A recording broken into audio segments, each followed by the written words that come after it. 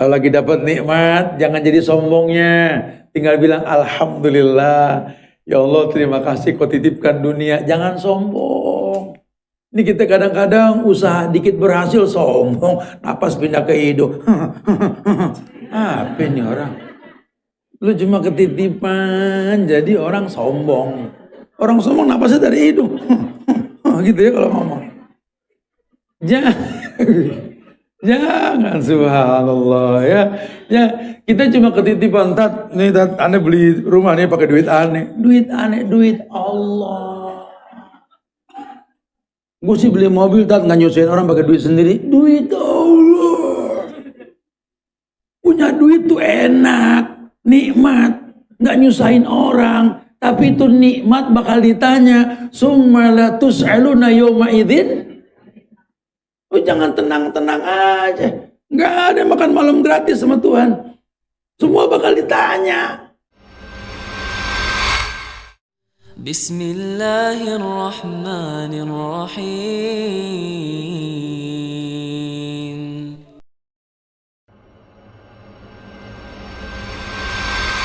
Di surat Maryam ayat 39 Allah berfirman menjelaskan tentang penyesalan. Ketika Allah berfirman wa anzirhum yaumal hasrah idh qudiyal amru wa hum fi ghaflah wa hum la yu'minun inna nahnu narisul arda wa man 'alayha wa ilayna yurja'un. Ada ayat yang Allah firmankan perintah untuk menginzar manusia. Inzar itu memberikan peringatan. Wa'anzirhum, maka berikan mereka peringatan. Siapa yang diperintahkan? Rasulullah sallallahu alaihi wasallam. Yaumal hasrah. Yaumal hasrah itu yaumul qiyamah. Karena hari kiamat macam artinya. Ada yaumul ba'si, yaumul jam'i, yaumul furqan, yaumul hisab, yaumul hasrah. Nanti banyak nama-namanya. Nah, yaumul hasrah ini artinya hari penyesalan. Kenapa dia menyesal? Karena dia tidak memiliki bekal untuk dibangkitkan di hari kiamat. Kita ini kan terkecoh. Seakan-akan dunia tujuan. Padahal dunia cuma media untuk kita bisa berbuat banyak kebaikan. Dengan harapan di dunia ini kita berbekal. Kalau dikatakan wa tazawwadu fa inna khairaz zadi taqwa. Perintahnya berbekal. Wa tazawwadu fa inna khairaz zadi taqwa. Berbekalah kalian. Sebaik-baik bekal itu ketakwaan kalian kepada Allah. Ada perintah untuk berbekal dengan ketakwaan. Kenapa bahasanya ketakwaan? Karena dengan bertakwa, kita pernah bahas di masjid ini, disambungkan sedikit. Orang yang bertakwa itu orang yang diberikan 3 keutamaan. Apa keutamaan yang pertama, masih ingat? Yaj'alahu makhrajan. Allah pasti berikan solusi pada setiap permasalahan hidupnya. Ya, kita hidup ini cuma pindah dari satu masalah ke masalah yang lain. Dan ternyata masalah itu lambang kehidupan. Dan Allah pengen dengan masalah itu manusia tahu kalau Allah cinta dengan dia. Ya, sehingga enggak terkecoh dengan kemudahan yang dimiliki. Saya beberapa kali dari kemarin saya sampaikan ada satu cerita yang cukup membuat respek kita kepada Khalifah Umar Ibn Al-Khattab. Ya, kemarin sampai kita di Yarmouk. Yarmouk itu ujung negeri Yordan itu ya. Dari situ tuh kelihatan lembah Yarmouk, kemudian ada Danau Tiberias, tempat Dajjal di dalamnya itu ya. Ada perbukitan Palestina, ada Golan, Bukit Golan, ya, Suriah, kelihatan tuh semua. Betul-betul dibukakan itu dunia di zaman sahabat itu. Dan ternyata memang banyak sejarah yang disembunyikan sama musuh-musuh Islam. Karena di situ ditulis sejarah tentang peperangan Yarmouk. Yang kita nggak usah terlalu salut dengan cerita 300 lah itu. Ya, cerita perang orang Romawi yang jumlahnya 300 mengalahkan ribuan orang Romawi itu sendiri gitu ya. Ternyata di situ ada sejarah di Yarmouk itu 46.000 pasukan Islam melawan 45.000 pasukan Islam melawan 126.000 pasukan Bizantium Romawi. Udah gak ngimbang ya. Bahkan secara fisik saja sudah gak mungkin sama lah Romawi dengan Arab. Kudanya aja sudah gak seukuran gitu lah ya. Bayang orang dulu kalau perang itu kan bunyanun marsus, kayak dua bangunan ketemu gitu ya. Udah pasti ketutup yang 45 dengan yang 46 dengan yang 125.000 ini. Ketutup sudah pasti. Dan yang lebih uniknya lagi, saat itu pemimpin perangnya diganti dengan orang biasa-biasa saja. Khalid bin Walid diganti dengan Abu Ubaidah bin Zarrah. Jenderal bintang 4 diganti sama kopral lah kalau bahasa kita sekarang. Orang menganggap ini satu kehancuran. Padahal udah ada ayat yang turun tentang Ghulibatir Rum, kalahnya Rum. Kata Umar ibn al-Khattab, ketika banyak orang mencibir tentang kejadian tersebut, Umar mengatakan, aku mengerti Allah tidak pernah menciptakan Khalid untuk kalah. Aku tahu di tangan Khalid bin Walid akan terbuka Rum, Romawi ini. Bizantium akan kalah. Cuma permasalahannya bukan masalah menang atau kalah, itu urusan Allah. Saya cuma takut kalau sampai Romawi ini kalah, bukan dengan tauhid, tapi dengan Khalid. Karena kalian terjebak dalam kesyirikan, berkata, di mana ada Khalid, di situ ada kemenangan. Itu syirik. Aku ganti dengan Abu Ubaidah bin Zarrah. Sehingga ada 3 kemenangan di saat itu. Selain kemenangan dengan Romawi, kemenangan yakni terbukanya Eropa dan mempercundang pasukan-pasukan Romawi yang diunggulkan di dunia. Tegaknya tauhid. Jadi Umar berpikiran bukan masalah ini hidup menang atau kalah, tauhid tegak tidak. Kadang-kadang kita nggak nyampe ke sana berpikir ini. Justru beliau tahu Allah menjanjikan kemenangan, cuma jangan terkecoh, jangan halalkan. Kalau kamu kerja, kamu bisa sukses, tapi jangan halalkan yang haram. Yang mesti kamu pikirkan sukses pasti, cuma ibadahnya gimana. Jangan ketika sukses kamu menyalahkan Tuhan. Kok lu jalan-jalan lagi di masjid? Gue sekarang pindah gawe, income lumayan, cuma sholat susah. Gitu loh. Jadi orang lebih berpikir income, bukan kemaslahatan ibadahnya. Kalau para sahabat tidak, dia tahu menang kalah urusan Tuhan lah. Hidup ini bukan masalah kalah atau menang, gagal atau sukses, sakit atau sembuh, bukan. Tauhid tegak tidak. Ya, jadi bukan dunia, targetnya akhirat. Karena bocoran Tuhan apa? Walal akhiratu khairul laka minal ula. Saya dengan dia bukan pengen nyaman dunia, agama saya makin bagus enggak? Mikirnya begitu. Oh kalau mau dia enak nih kita udah nyaman dah, dijagain. Enggak mau agama. Anda berkoalisi dengan dia, kayaknya usaha kita jalan kalau koalisi sama dia. Tapi dia lupa berkoalisi dengan yang tidak baik akan mendatangkan keburukan. Talbisul haqqo bil batil, taktumunal haqq wa antum ta'lamun. Ketika kamu mengkolaborasikan kebaikan dengan keburukan, Allah yang bilang, taktumunal haqq wa antum ta'lamun. Yang hak pasti kalah dan kamu menyaksikan. Akhirnya minta dispensasi. Ketika terjebak dalam kesulitan beribadah, dia berdoa, ya Allah, pahami aku ya Allah. Allah suruh paham dia. Ya Allah dengarkanlah aku. Kayak Tuhan tuli gitu loh. Lihatlah hambamu yang sedang berdoa. Emang Allah buta? Ini kan doa-doa yang lebay, yang dibikin-bikin gitu loh. Doa-doa pura-pura. Anda berdoa kepada Tuhan yang tidak tuli, yang tidak buta. Yang kadang tidak kau minta pun dikasih. Karena Allah akan mencukupi yang dibutuhkan, bukan yang diinginkan. Ini banyak orang yang salah kaprah. Sehingga ketika doa sudah dipanjatkan terasa tak ada jawaban, yang ada digibah Tuhan. Kayaknya udah gak mustajab nih doa deh. Padahal yang dari zaman Nabi itu doa sampai kiamat ya doa. La tabdila li kalimatillah. Sudah gak ada perubahan. Cuma karena hubungan yang kurang baik itu yang terjadi. Diperintahkan. Muhammad angzirhum. Angzirhum yawmal hasrah. Berikan peringatan kepada mereka umatmu tentang hari penyesalan. Idh qudiyal amru wa hum fi ghaflah. Ketika tegaklah syariat yang dijanjikan, datanglah kiamat, dibangkitlah Ketika kiamat, wahum fi ghaflah. Mereka dalam kondisi lalai. Ya, karena dunia ini melalaikan. Ya, i'lamu annamal hayatud dunya laibun walahun. Al-Hadid ayat 20 itu ya. Suruh berilmu kalian. Berilmu tentang apa? Annamal hayatud dunya laibun. Dunia ini permainan, bukan main-main. Ada selesainya. Permainan nggak mungkin selalu bermain. Ada istirahatnya. Ya. Dunia ini ada selesainya. Walahun yang membuat lalai. Ghaflahnya ini. Berapa banyak orang gara-gara dunia sampai sholat masbuk. Berapa banyak orang gara-gara dunia sampai lupa masih punya orang tua.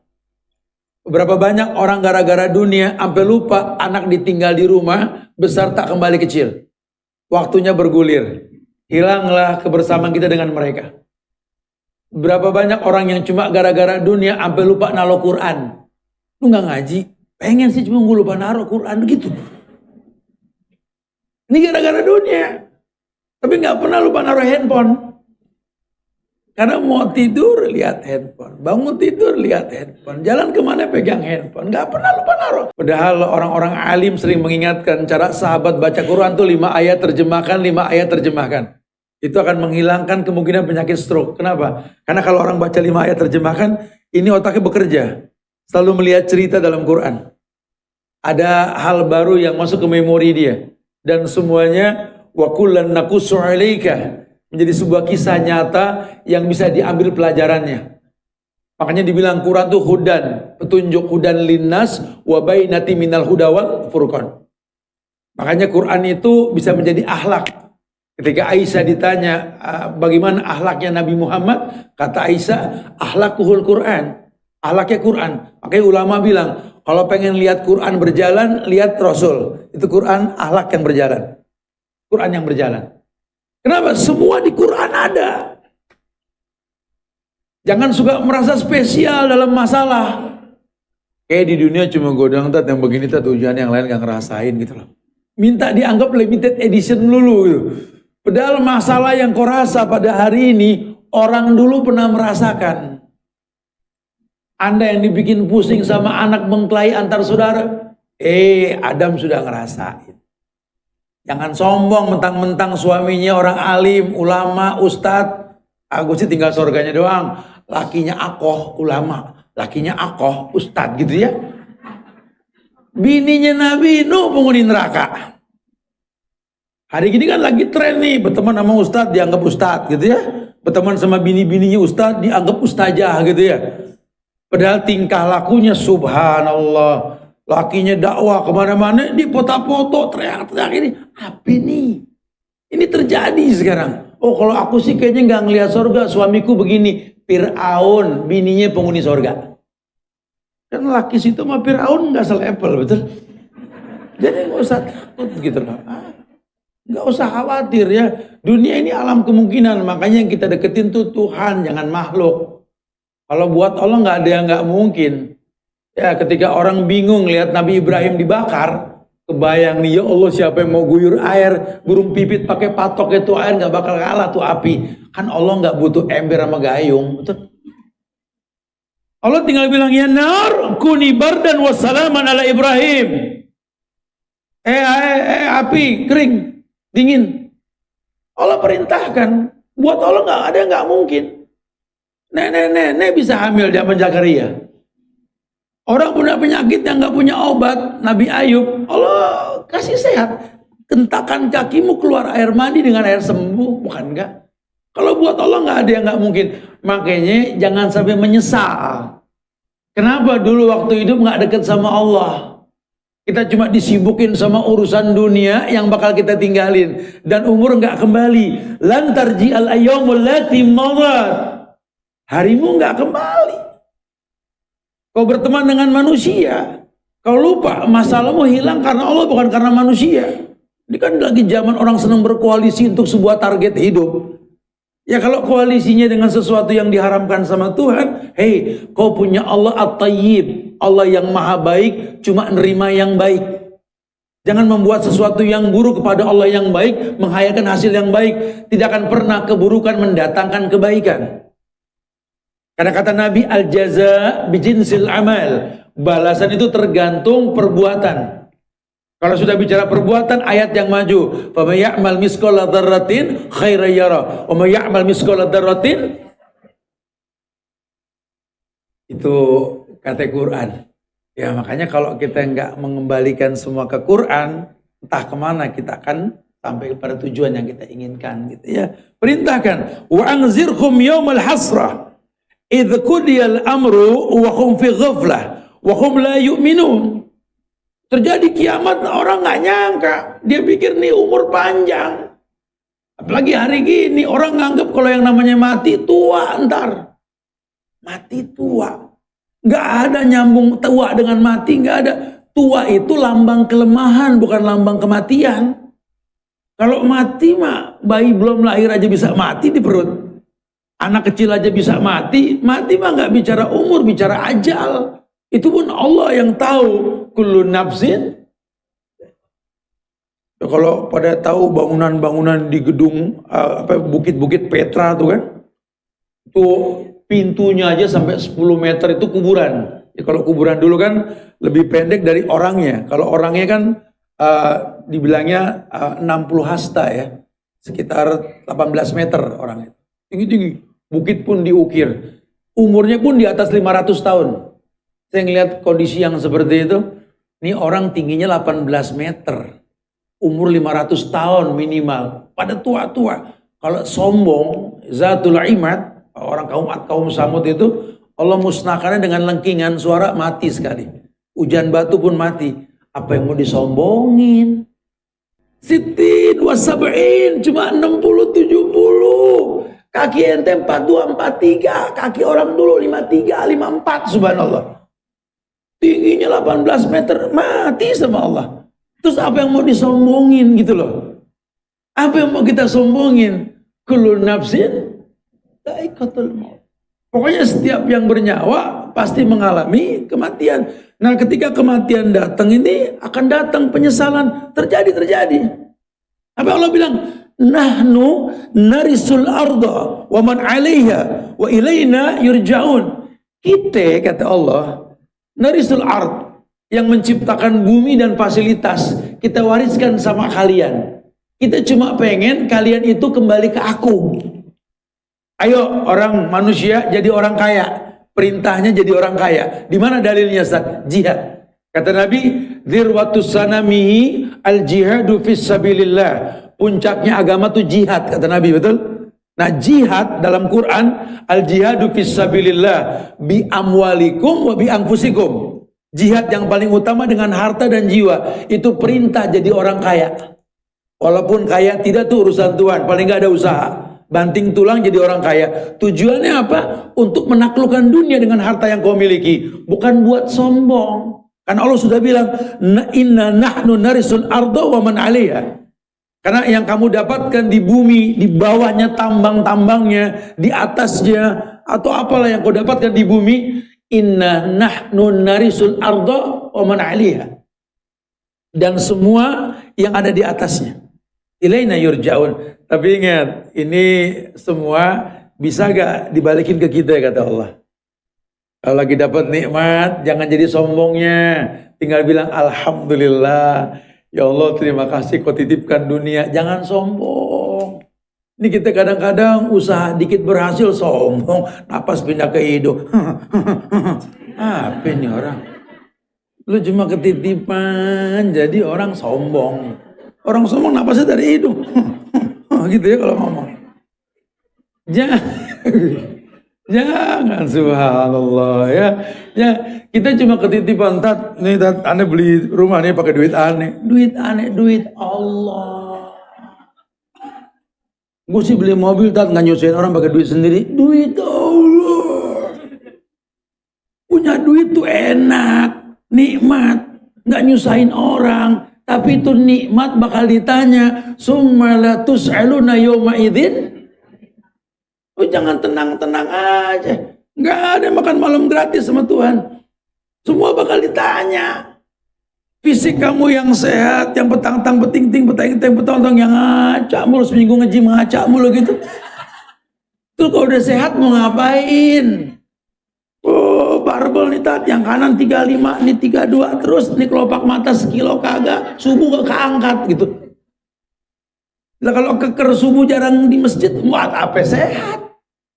Oh sepeda 100 kilo, 100 kilo, 50 kilo luar kota, masjid depan komplek gak nyampe, lo sehat dari mana? Nyesel nanti. Itu nikmat yang bakal ditanya. Ya Allah, ya subhanallah. Saya kemarin betul-betul tuh banyak ketampar tuh ketika datang ke pengungsian di Suriah, di Palestina. Masya Allah. Malu kita, malu betul-betul. Ya, orang-orang yang dalam kondisi betul-betul menderita masih bisa berbuat banyak kebaikan gitu. Tamparan yang paling nyata sih kemarin ketika sampai di pengungsian Suriah itu ya. Panasnya 55 derajat, panas banget kan. Dan yang pantas tuh kita nyurang di situ. Emang nyurang saya panas. Gak ada pohonan, ya Allah mana pasir tanah merah tuh gersang sekali gitu loh.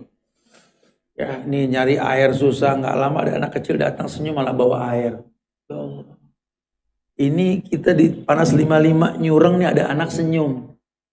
Di tengah susahnya air ada yang ngasih air. Ketampar kita benar-benar. Ini mutiara ini dalam cangkang yang berlumpur ini.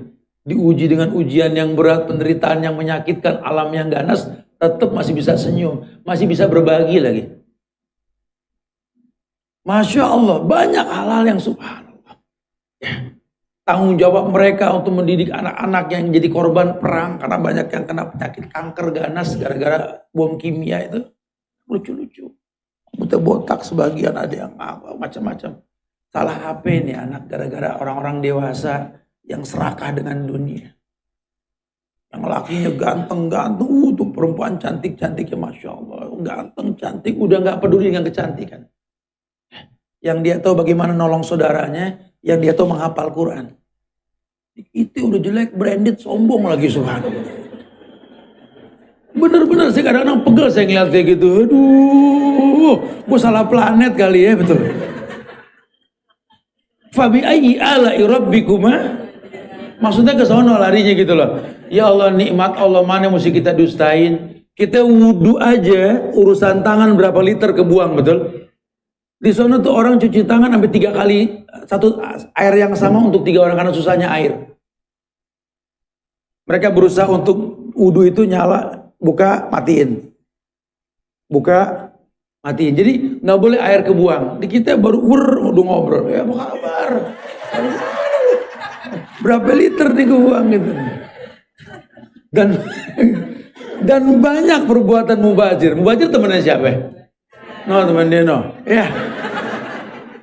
Jadi kadang-kadang banyak perbuatan yang talbis antara kita dengan kebiasaan setonia. Kelihatannya syar'i, padahal kita nggak syar'i. Itu yang terjadi sekarang. Agama cuma buat hiporia, agama cuma buat tren. Nggak tahu fungsi syariat tuh nggak tahu. Kenapa? Karena taklidiyah. Kita cuma mengekor tanpa ilmu. Akhirnya menyesal. Masa ini makin lemah, bukan makin kuat kita.